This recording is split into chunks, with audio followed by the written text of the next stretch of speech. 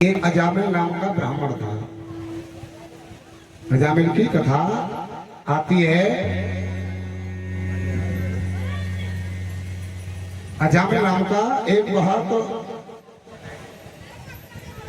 प्रकांड ब्राह्मण था, पंडित, और उसका प्रतिदिन का एक कर्म था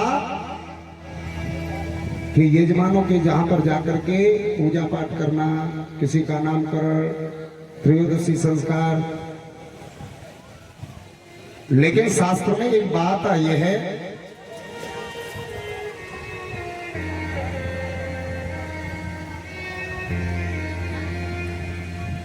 दुष्कृतम ही मनुष्याणाम अन्नम आश्रय तिष्ठति, योगी अस्य अन्नम अस्नाति सतस्यास्यात् किल विषम। एक ही श्लोक आया है कि साधु और ब्राह्मण, इन दो के लिए इस श्लोक के माध्यम से बहुत सुंदर शिक्षा दी गई है। दो के लिए, किस किस के लिए? एक तो साधु और एक ब्राह्मण।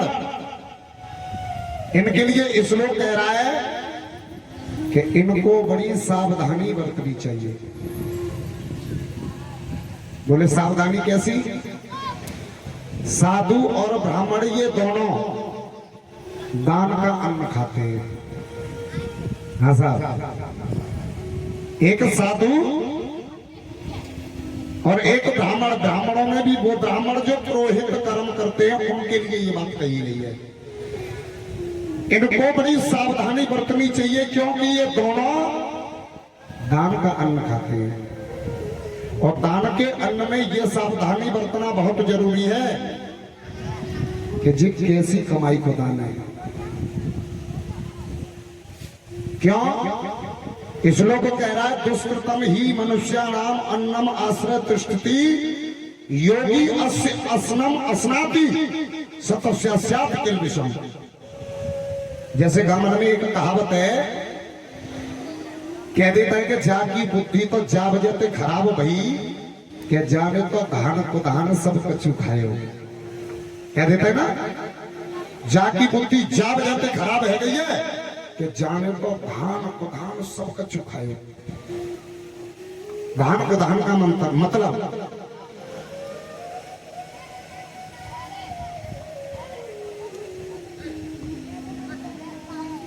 साधु ब्राह्मण कलाकार को ये दान है ना, दान हमारी बुद्धि में विकृति पैदा कर देता है। हम यदि ये सोचें कि नौके पे ही बने रहने, नौके पे कि आज जागर खाए आए, कल जागर खाए आए, अगले दिन दूसरे यहाँ खाए आए। जैसे हमारा नौ तो चालू है वो, और जब निमंत्रण मिलता है तो हमको भी जाना पड़ता है सबके घर, क्योंकि श्रद्धा है, भाव है भाई, तो उनके घर हमें जाना पड़ेगा। लेकिन हम भी नौके पे ही बने रहे और यदि भजन करना छोड़ दें, भजन करना छोड़ दें, तो समझ लो बचाने की शक्ति खत्म हो जाएगी। जैसे कहते हैं ना, राम नाम लियो नहीं, हर से कियो नहीं, वो नर यूं ही जाएंगे जैसे मूली को है। या तो मौके पे बने रहे। एक बात बताऊं, बड़े बड़े सुधी श्रोता बैठे हैं, लगन से सुन रहे हैं, मेरी बात को समझ भी रहे हैं। मैं एक उनसे जुड़ करके एक मन का भाव कहना चाहता हूं।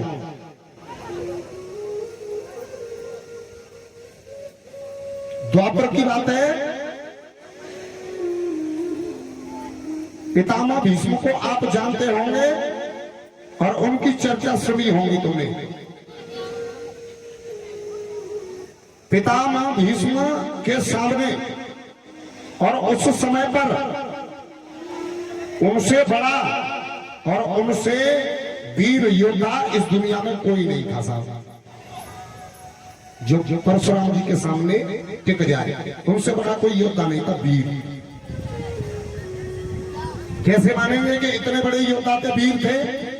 बोले 21 बार परशुराम जी ने क्षत्रियों को विहीन कर दिया था, और वही पितामह भीष्म के सामने युद्ध में आए तो परशुराम जी महाराज भी उनसे हार गए।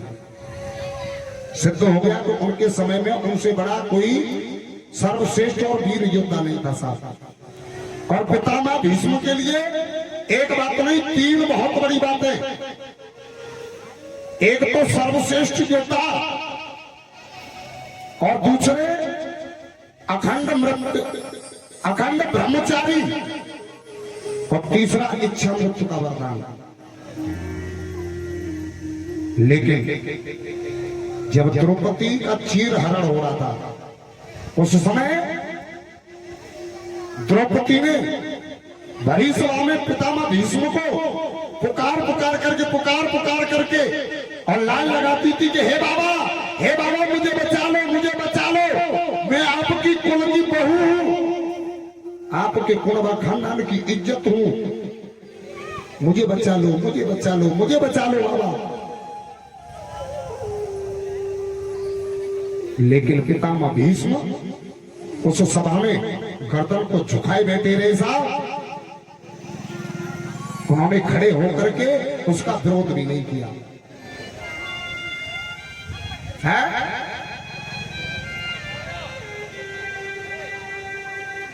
एक त्रेता युग में बूढ़े बाबा जटायु हुए,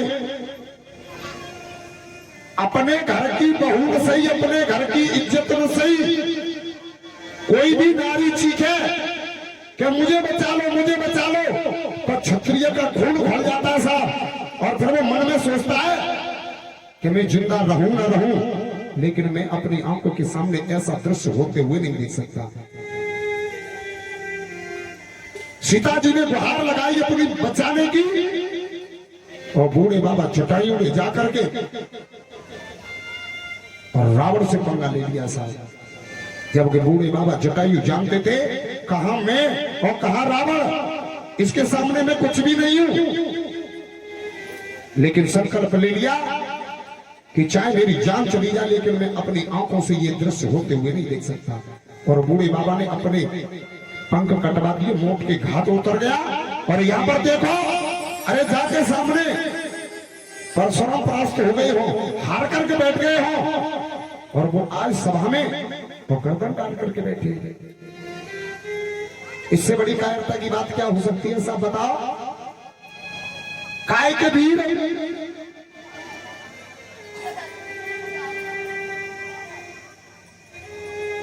इसका कारण क्या है?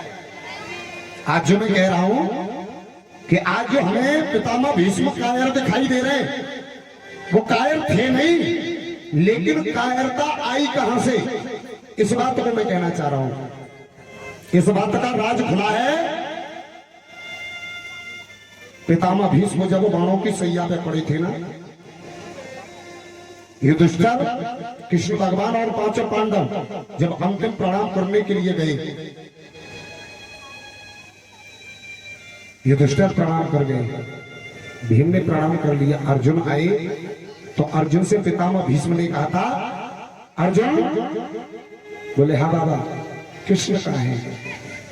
तेरे सखा कृष्ण कहाँ है? बोले वो पीछे आ रहे हैं। भगवान नहीं। और भगवान को देख करके पितामह की आंखों में आंसू आ गए। तो पितामह भीष्म ने कहा, केशव, आप मेरी आंखों के पीछे खड़े थे और मुझे पता भी था, लेकिन मैं तो तुमसे ये भी नहीं कह सकता कि तुम मेरी आंखों के सामने आ जाओ। भगवान बोले, बाबा क्यों नहीं कह सकते आप, ऐसी बात क्यों कर रहे हो? बोले, केशव, इसलिए नहीं कह सकता कि मेरी इन आंखों ने वो दृश्य देख लिए हैं जो इन आंखों को नहीं देखने चाहिए, और इन आंखों ने वो दृश्य देख लिए हैं इसलिए मैं तुमसे नहीं कह सकता कि तुम इन आंखों को आप अपना दर्शन दे दो, क्योंकि ये आंखें आपके दर्शन के लायक रही नहीं है। भगवान बोले काका तुम ऐसी बात मत करो, आप तो मेरे अनन्य भक्त हो, ऐसी बात क्यों कर रहे हो? अब तो युधिष्ठिर महाराज युवराज पद पे बैठने के लिए तैयारी कर रहे हैं और ये आपके पास में आए हैं, आप ज्ञान के भंडार हो, युवराज पद पे बैठने के लिए जा रहे हैं, इनको कुछ ज्ञान दे दो जीवन का। अब भगवान के कहने पर पितामह भीष्म ने महाभारत के शांति पर्व में पांडवों को ज्ञान दिया है और ज्ञान देते देते देते देते एक बात कही कि कहीं भी किसी भी निर्बल व्यक्ति को सताया जा रहा हो, किसी निर्दोष व्यक्ति को प्रताड़ित किया जा रहा हो और उस सभा में कोई क्षत्रिय बैठा हो तो उस क्षत्रिय को वो अपराध होने से रोकना चाहिए, आंखों से देखना नहीं चाहिए या फिर उस सभा से उठ करके चला जाना चाहिए। जैसे पितामह भीष्म ने ये बात कही, द्रौपदी खड़ी थी एकदम हंस गई और जैसे द्रौपदी हंसी पितामह भीष्म की आंखों से आंसुओं की धार बहने लगी। और पितामह भीष्म ने कहा बेटा द्रौपदी तू क्यों हंस रही है, इस बात का मुझे पता है कि तू क्यों हंस रही है, लेकिन तुझे ये पता नहीं है कि मेरी उस समय क्या क्या मजबूरियां रही होंगी। तू हंस रही है इस बात का मुझे पता है, लेकिन तुझे मेरी मजबूरियों का कोई पता नहीं है कि उस समय मेरी क्या मजबूरी थी।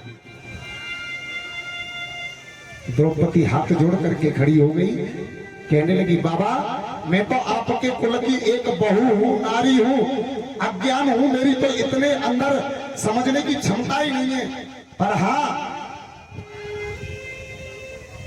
आप मेरी शंका को समाधान करो। आज तुम इतनी बड़ी बड़ी बात कर रहे हो कि किसी निर्दोष व्यक्ति को सताया जा रहा हो, किसी निर्दोष को सताया जा रहा हो, वहां पर या तो सामना करो या उठ करके चले जाओ। आज तुम इतनी बड़ी बड़ी बात कर रहे हो, ना तुमने उस समय जब मुझे सताया जा रहा था मेरा चीर हरण हो रहा था, न तुमने सामना किया न तुम उठ करके गए और उसी सभा में गर्दन झुका करके बैठे रहे, मैं चीखती रही बाबा मुझे बचा लो, बाबा मुझे बचा लो, और आज तुम उपदेश और ज्ञान दे रहे हो। उस समय तुम्हारा ये ज्ञान कहां चला गया था? आंखों से आंसू बह रहे पितामह भीष्म के बोले बेटा मैं ये बात अपनी कहना चाह रहा हूं, सुन तो सही, बताओ बाबा मेरी शंका को समाधान करो। आज इतना बड़ा ज्ञान दे रहे हो बेटा, उस समय भी मैं था लेकिन मेरे अंदर एक कमी थी। बोले क्या कमी थी? बेटा मैंने दुर्योधन का अन्न खा लिया था, नमक खा लिया था, और मैंने नमक खा लिया ना, उसके कर्जे में मेरी रगों में उसका नमक दौड़ रहा था, रक्त की खाए हुए उसके अन्न की रक्त की बूंदें दौड़ रही थी। नमक खा लिया, उस नमक के कर्जे में मेरा सर दबा का दबा रह गया और मेरी बुद्धि ने उस समय फैसला नहीं लिया कि मैं सही कर रहा हूं कि गलत कर रहा हूं, और मैं किन कर्तव्य विमूढ़ हो गया और मेरा सर झुका का झुका रह गया। लेकिन आज इस अर्जुन के तीखे तीखे बाणों में मेरा एक एक शरीर से एक एक बूंद उस दूषित रक्त की निकाल दिए। अब मेरी बुद्धि शुद्ध हो चुकी है, बाणों में पड़ा हुआ हूं, और इस समय भी कोई नारी अपनी रक्षा की कामना से मुझे पुकारे तो बाणों से खड़ा होकर के उसकी रक्षा करने को तैयार हो जाऊंगा। साहब तो मैं क्या कहना चाह रहा था, दुष्कर्तव्य ही मनुष्याना, हम साधु हो, ब्राह्मण हो, कलाकार हो, कोई भी हो, हमको हमेशा ये देख करके किसी का अन्न खाना चाहिए कि जाट के कैसी कमाई को अन्न आ रहा है, और यदि हमने किसी की गलत कमाई का अन्न खा लिया तो समझ लो हमारी बुद्धि दूषित हो जाएगी। इसीलिए तो बहुत सारे साधु संत किसी के घर का कुछ खाते नहीं है, खाते हैं ना उससे ज्यादा बैठ करके परमात्मा के नाम का जाप किया करते। यदि हनुमति पे बनी रहे और भजन करना छोड़ दिया तो दूसरी बुद्धि हो जाएगी। ऐसे ही बात चल रही थी अजामिल की। अजामिल कर्मकांडी ब्राह्मण था, नौते आते रहते थे, किसी के यहाँ पे हवन करते थे, किसी के यहाँ त्रयोदशी संस्कार सबका खाया। अच्छा, आदमी की बुद्धि एक वजह से और खराब हो जाती है, गलत देखने से और गलत सुनने से। हमारे अंदर गलत देखेंगे तो गलत सोच आने लगेगी, गलत सुनेंगे तो गलत सोच बनने लगेगी। अजामिल फिर ऐसा बिगड़ा, जितने अवगुण होते हैं ना वो सब आ गए अजामिल के अंदर। साहब चोरी, डकैती, खान पान, रात को 2-2 बजे सर पे पट्टी बांध करके हाथ में नगिन तलवार लेकर के जब निकलता था ना, हल्ला पड़ जाता था कि दुकान बंद कर दो, मकान बंद कर लो, अजामिल आ रहा है, अजामिल आ रहा है। भय का माहौल चारों तरफ बना दिया साहब।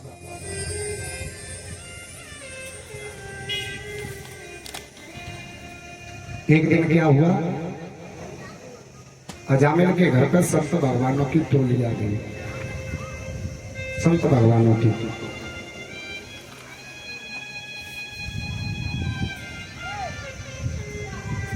और जैसे ही अच्छा गांव में जब संतों की टोली घुसी थी ना, तो गांव के बालक कछु गांव के बाहर खेल रहे, और सब गांव में बच्चे बाहर खेलते हैं। तो संतों की टोली ने जैसे ही नगर में प्रवेश किया तो संतों ने पूछा कि बेटा जा गांव में कहूँ अच्छे भगतों को घर हतुआ का। बोले चौ बाबा, क्या हम उसके घर पर रात्रि को रुकना चाहते, सोच रहे कि मत कोई हमारी सेवा संकला कर ले। अच्छा, गांव के बालक का कछु ऊँट भी है, हर गांव में शरारती बच्चे होते, ऊँट भी है। सो बोले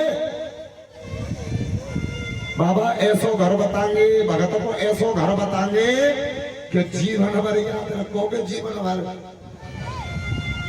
ऊँट भी है ना, जागाम के तो अच्छे इतनी बड़ी व्यवस्था को संभाल रहे हैं, हमारी सेवा संकला भी कर रहे हैं।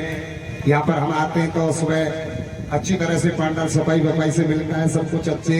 लेकिन उस गांव के बच्चे खराब थे, ऊँट भी थे। बोले कि बाबा ऐसे भगत बताएंगे, ऐसे भगत बताएंगे कि जीवन भर कबो भूलोगे नहीं। बोले तो भैया बता दो, चले जाओ सीधे, बुढ़ी को पेड़ खड़ा है ना, बाकी नीचे दो मकान बनना का है, बहुत अच्छे भगत को घर हुए। अजामिल का घर बता दिया। संत भगवानों की टोली सीधी चली गई।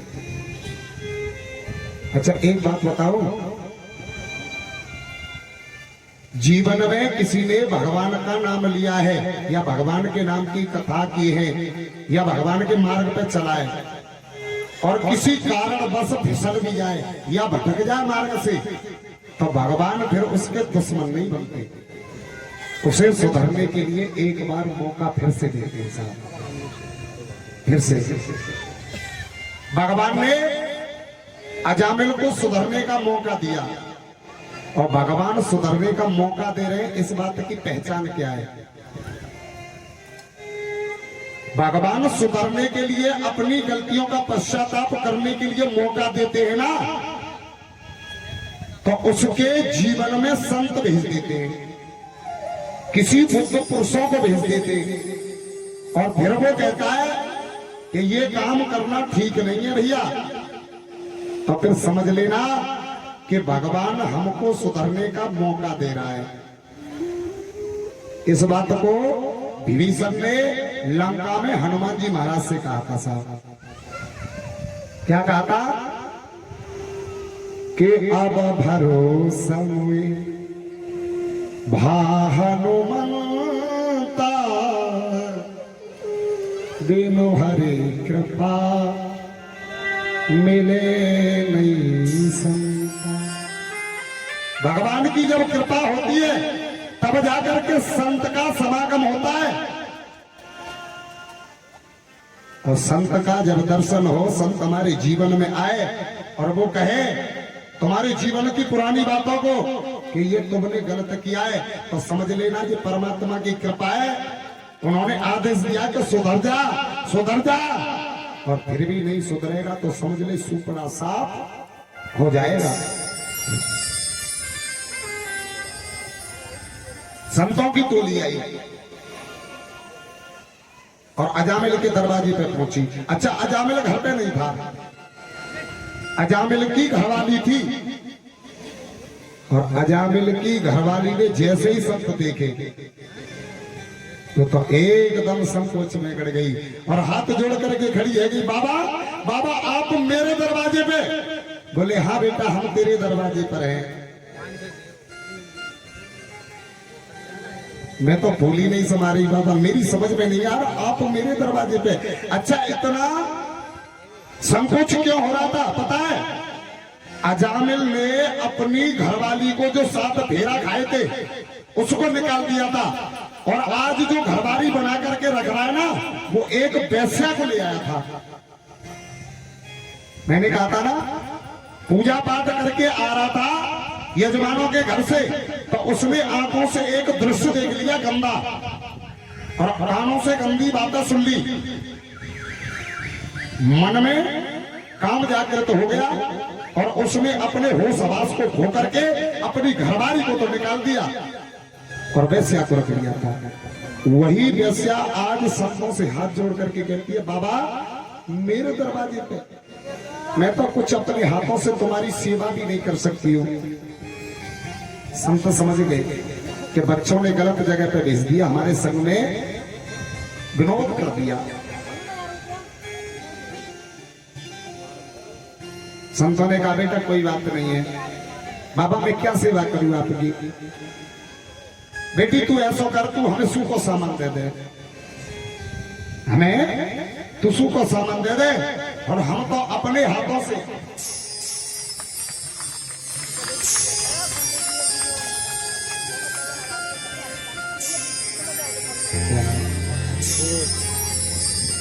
और ये हमारे विवेक बाबू व्यासवंत का और ठाकुर जी का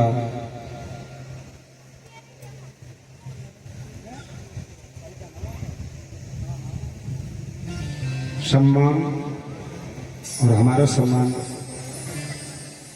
आपने देखा ही है, विवेक बाबू ने किया है। एक बार जोरदार ताली बजा। अच्छे अच्छे भाव वाले बच्चे भी हैं, मन के भाव बन जाते हैं, करते हैं, इससे कुछ होता नहीं है, लेकिन मन के भाव, सामने वाले का सम्मान।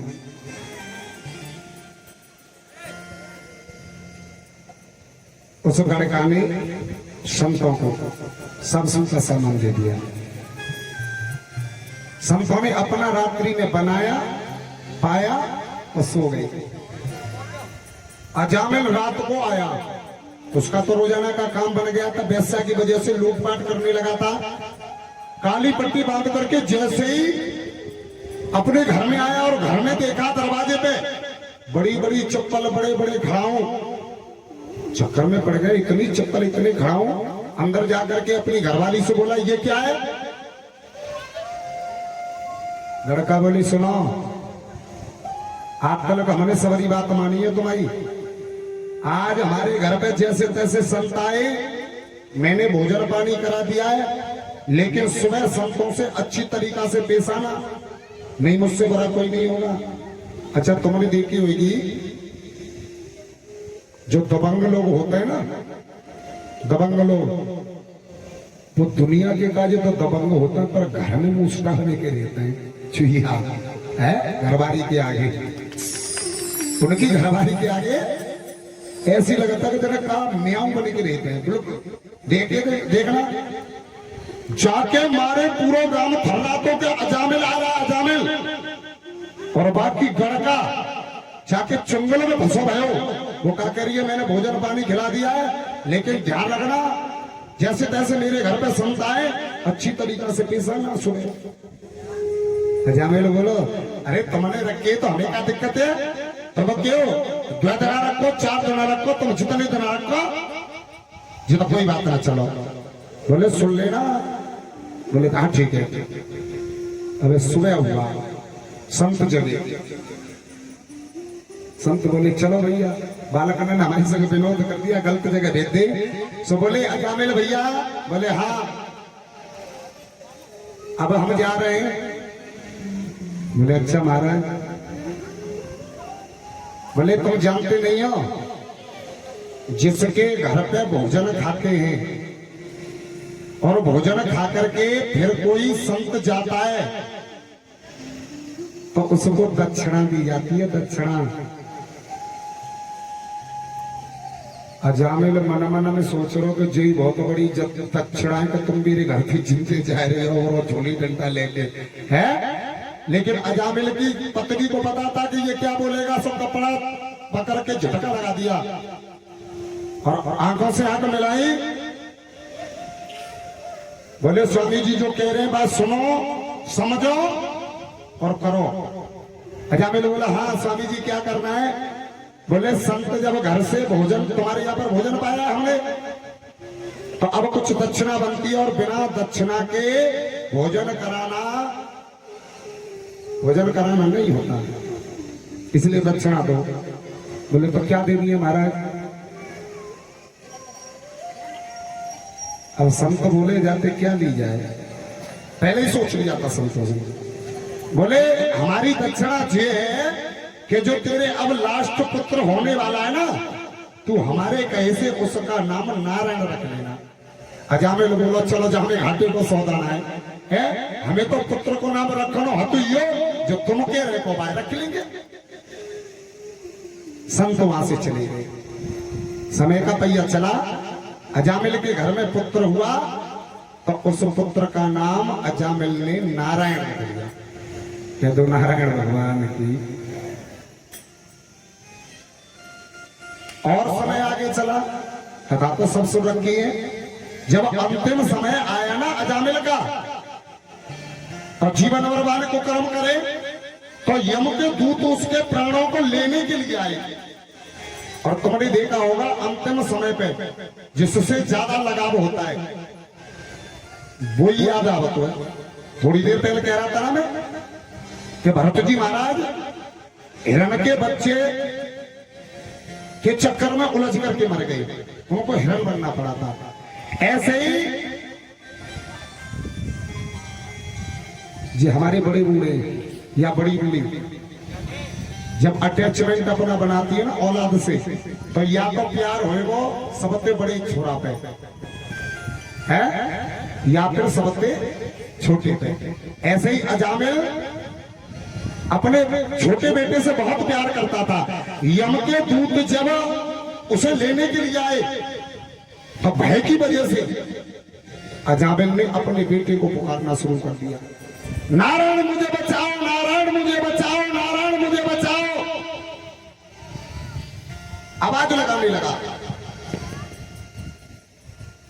उसी मार्ग से और भगवान नारायण के दूत निकल के जा रहे। उन्होंने देखा कि कोई व्यक्ति और हमारे भगवान का नाम ले रहा, फिर भी यम के दूत उसके प्राण खींच रहे। सो जा करके उन्होंने उनसे युद्ध करना शुरू कर दिया। दोनों युद्ध हुआ, दोनों में, नारायण के दूतों में और यम के दूतों में। बताते हैं नारायण के दूतों ने अजामिल को बचा लिया और ये युद्ध होता हुआ और बातें सब नारायण भगवान और यम के दूतों की ये अजामिल ने आंखों से देखी भी और कानों से सुनी भी। यम के दूतों को लौटा दिया। उन्होंने कह दिया कि हमारे प्रभु का नाम ले रहा है, तुम इसे नहीं ले जा सकते, तो छोड़ करके चले गए यम के दूत। अब तो अजामिल सोचने लगा कि ये तो मेरा भगवान का बचाया हुआ जीवन है, उन्हीं तो यम के दूत तो मुझे लेके ही जा रहे है। फिर अजामिल ने भगवान का इतना भजन किया कि तो भगवान का ही हो गया साहब। क्या तो गोविंद भगवान की। इसलिए प्यारे नाम ली करके तर जाएगा,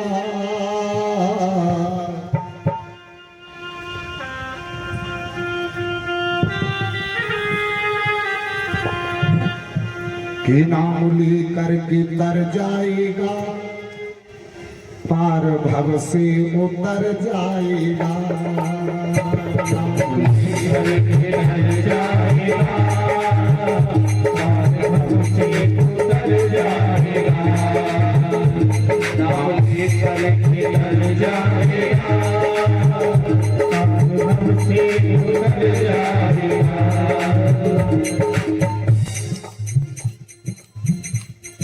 कहने के लिए भाव को भाव अनक आलसहु, भाव होए ना होए।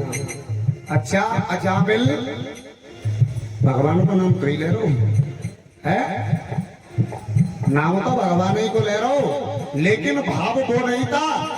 नाम तो काय की वजह से हमारे बुद्ध पुरुष बड़े बूढ़े जो कहते हैं कि बालक को नाम रखो तो कहो देवी देवता के मिलो जुलो रखो, लेकिन हमारो जो नाम रखो का है,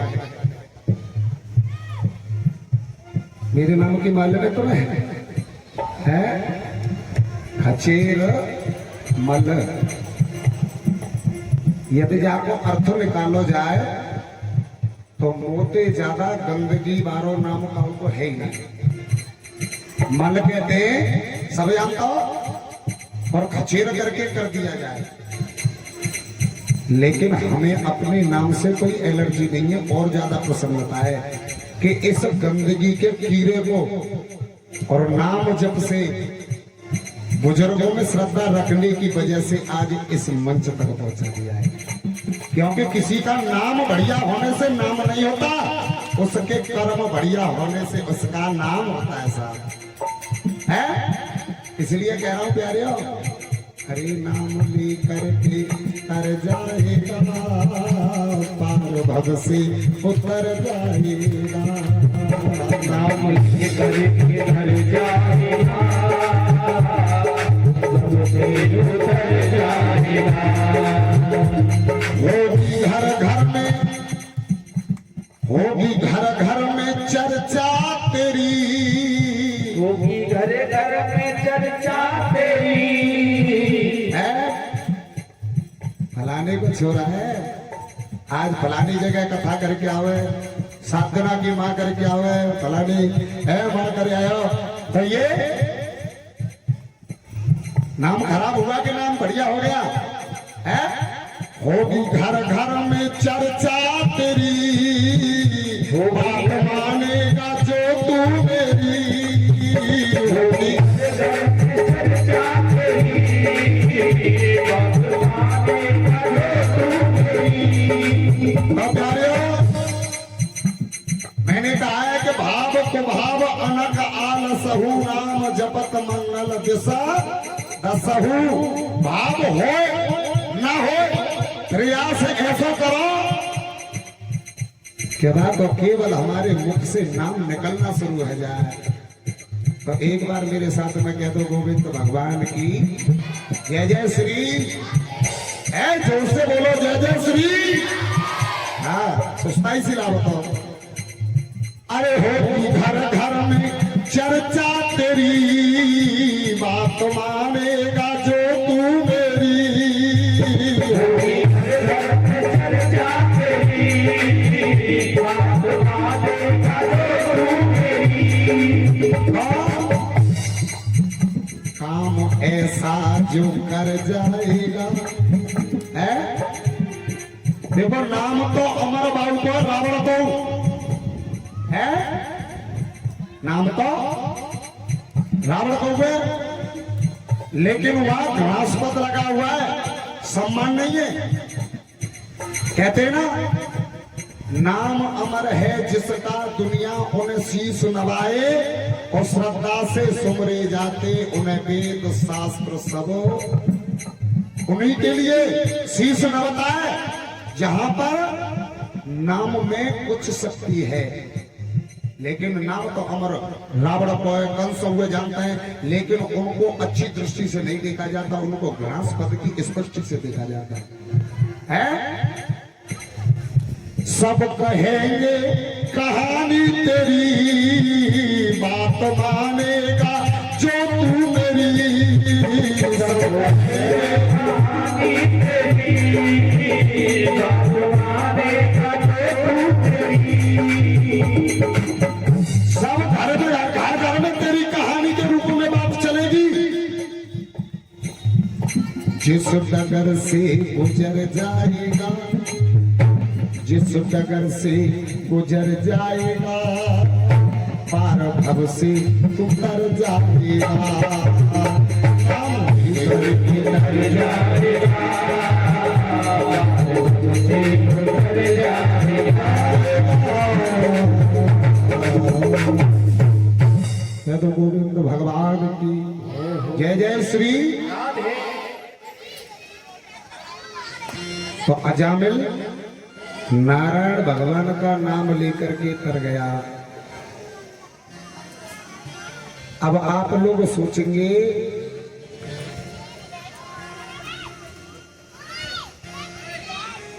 अजामिल ने अपने छोरा का नाम रख दो। हाँ, नारायण सोईबा को कल्याण है वो।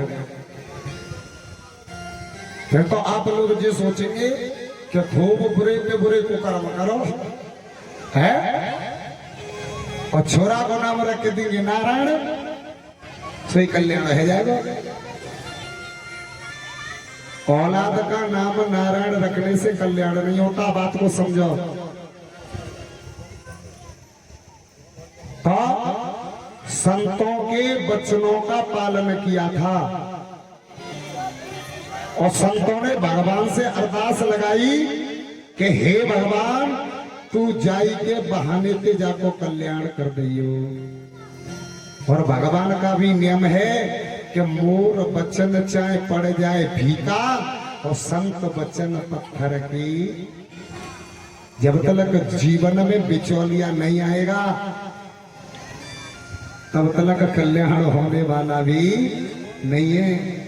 और बिचौलिया का मतलब ये, जीवन में तुम्हारे जब तक संत नहीं आएगा, गुरु नहीं आएगा, कथा वाचक नहीं आएगा, और ये अलग अलग नहीं होते, अपना समझने का नजरिया है। परमात्मा निराकार मैंने बताया था, और साकार में आता महात्मा।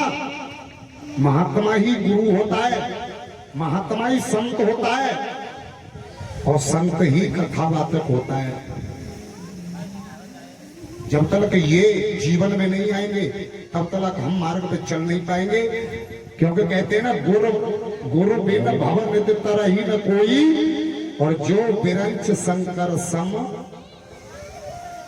शंकर के समान भी कोई हो, फिर भी बिना गुरु के, बिना संत के, बिना ज्ञान के भगवान को प्राप्त और कल्याण नहीं कर सकता।